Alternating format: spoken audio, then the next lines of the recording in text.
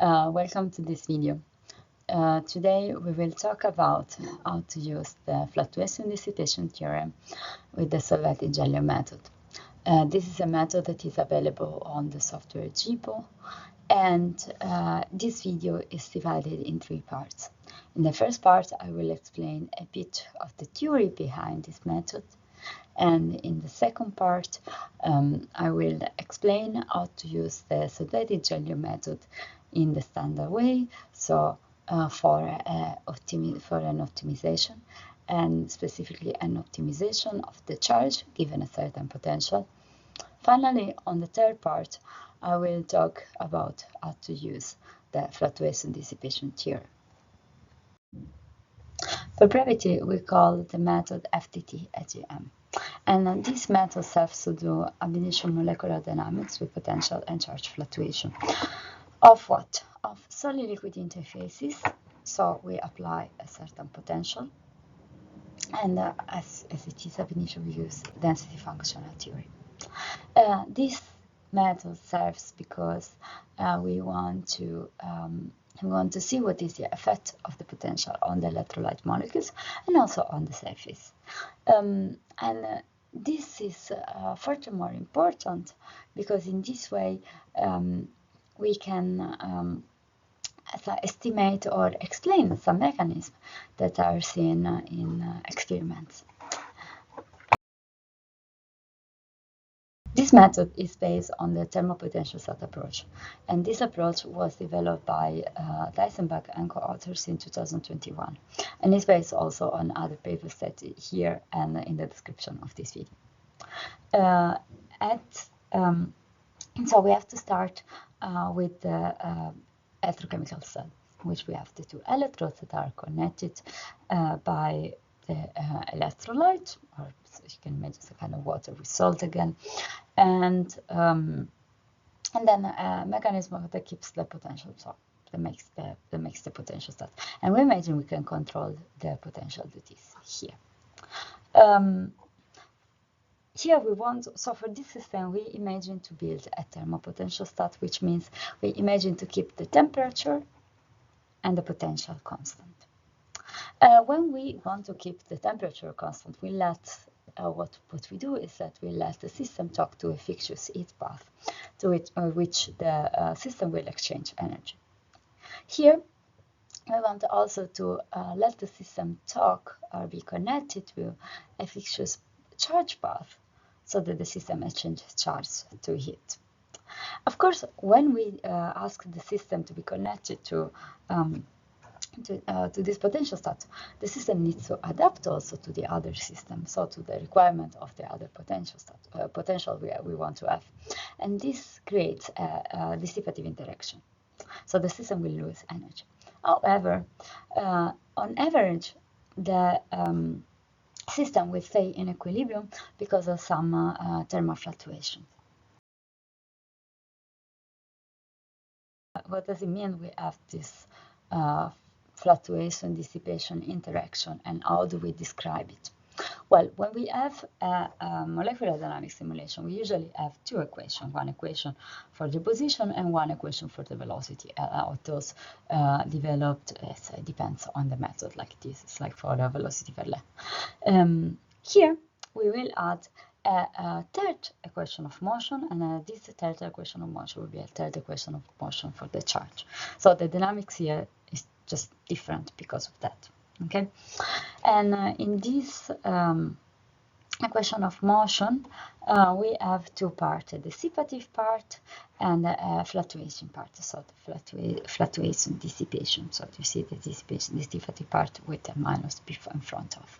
So here we know that charge of t plus delta t. So the next step of our simulation will be given by the charge we have at time t minus this term plus this fluctuating term. So if now we look into the equation, right? N is a random number that we draw from a Gaussian distribution. Then here kBt, Boltzmann constant, temperature was something we know. C0 is a constant, and is the vacuum capacitance of the system. And then we have delta T, which is something we know, it's like the thumbs up. And tau is also a constant and is equal to the resistance of the system multiplied by the vacuum capacitance. We will see it later. So from this part we have everything. We are ready to go. In the second part, so we have this decay term, which we know everything. C0 is something we know. Phi 0 is what we imagine to be our target potential. It's the potential we imagine to put in our electrochemical cell. And in this mechanism we saw in the previous slide. So it looks we have everything. But no, we are missing the phi of t. How do we get phi of t? And this is something we'll explain in the next slide. We obtain phi of t using the Solvated Jellium method. This method is a method that is used to calculate, to simulate charge interfaces. And this method is developed in GPAW, that's an open source software, and was developed by Carlson and co-authors in 2018. So the idea of this method is that if we want to charge the interface, that means that we have a charge in the what we are simulating. But as our system is periodic, we will have a charge that is repeated infinitely. And this is something we do not want to have, obviously. So what we can do is to put a counter charge in this Jellium region. That is where we usually put the vacuum. And the charge is uniformly distributed there. The fact that we have we have a counter charge here makes the supercell neutral, that we are simulating neutral. But from having a charge and a counter charge, we will induce a field. So we will induce into a field here throughout the cell. And the idea then is that to shield this field by using a layer or an implicit solvent cavity and construct it then, so that we will not have any spurious effect given by this induced field. So the idea of the method I was presenting you before was to use the SGM and to control the charge of the SGM by using the fluctuation-dissipation theorem. In the second part, we will talk about how to use the SGM in a standard way. Specifically, we will take the example of a charge optimization given a certain applied potential.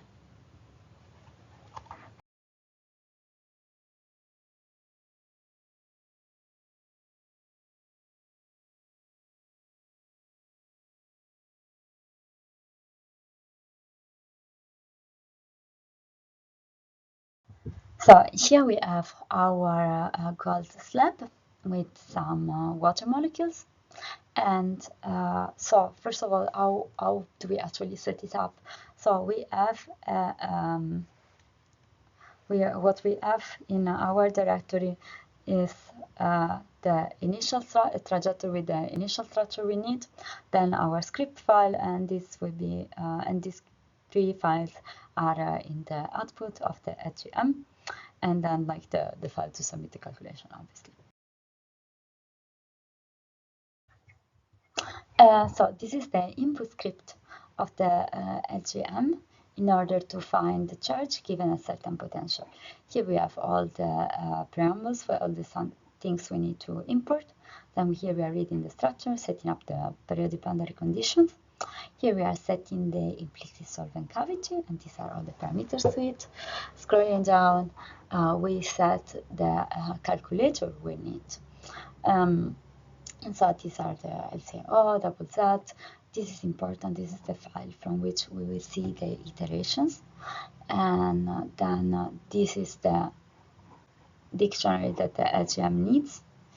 And these are the implicit solvent parameters. From this, we attach the calculator to the atoms, and then the command we need to run is get potential energy. We then write down the results, and we can the Theorem can also write further results that are written in this folder, the Theorem tutorial.out. You can have a look if you want. I will not be discussing it in this tutorial. Out of this, we obtain. So as I was saying, we obtain the charge. So here you can see, you can just grab excess electron dot of the au.txt file, and here you will see how the algorithm is trying to find the right charge given the potential we have. And here I have plotted simply what you see here, so that you see that at the end the potential is 4.2, as you see here, 4.2, and the charge we obtain is minus 0.19, and this is the charge is given in excess electrons, so it's minus 0.19 excess electrons. Now we arrive to the third and last part of the tutorial, in which we will use the FTT HEM, and we will apply it also to this gold water interface we used before. So this is the script we are using for the FTT HEM simulation. Here we are importing all our all the grid that we need. Then here we are reading the structure. Here we are setting up the PVC. Then we have so usually before what we add was just target potential. Here we have to add another dictionary that we need for the FTT. You see this the resistance that we didn't have in the equation before, which is this equation I'm showing to you. The reason is that this resistance is actually in this decay constant tau, so that we have, as you see here, our resistance capacitance equals C0. You can calculate your C0 with this simple formula. Yes, so then we have all the implicit solvent cavity, and then the HEM, which was just the same script as before. Here we pass this dictionary. As we are using GPAW then for the dynamics, and then we attach this calculator object to the atoms. Then we add the Maxwell-Wassermann distribution at the temperature. Pay attention, the temperature is temperature K, yeah, in the Maxwell-Boltzmann distribution. And then this can be the name of our output, MD2, for example, .try. Then we have to set up the dynamics. In this case, we set up the Langevin dynamics, and here the time step we see 0.5. The time step needs to be the time step we use for the dictionary. Yeah, the temperature and the friction coefficient. That's the friction coefficient for Langevin. Yeah. And then the numbers of steps we want to have.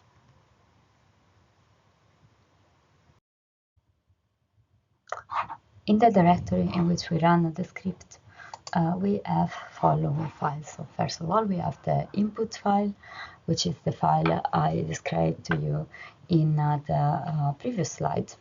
Then we have the initial structure, and then the summation file. The output file is twofold.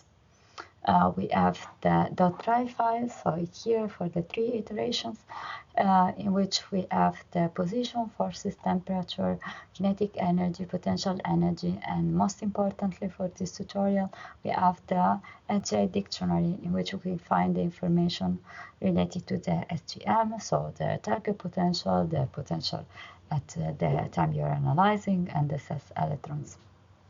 The second part of the output is this text file, and this is a part that is related to the calculator we choose. And And in this part, there is the SCF. We can find easily the cis electrons and the potential, and so on. I am aware that we have the information twice in this way, but in my opinion, this is good, because then if sometimes some files can be corrupted, or you can just delete one by mistake, and it's good to have both at the same time. The result of the trajectory is something I put in this animation here, if you are curious. Regarding the potential and the charge, we can look at the distribution. As you may see here at the bottom of the page, these are two Gaussian distribution, and especially the electropotential as a Gaussian distribution centered on the target potential. In this way, you can see that the potential and the charge are allowed to adjust, and so the system is also allowed to relax to this certain potential we have. And we are, in other words, we are not constraining the charge, and we are not constraining the potential to a fixed value. So this is different from other methods. Nonetheless, the system will stay most of the time at the potential we are choosing. So this is the fluctuation of the charge and of the potential you read in the title before.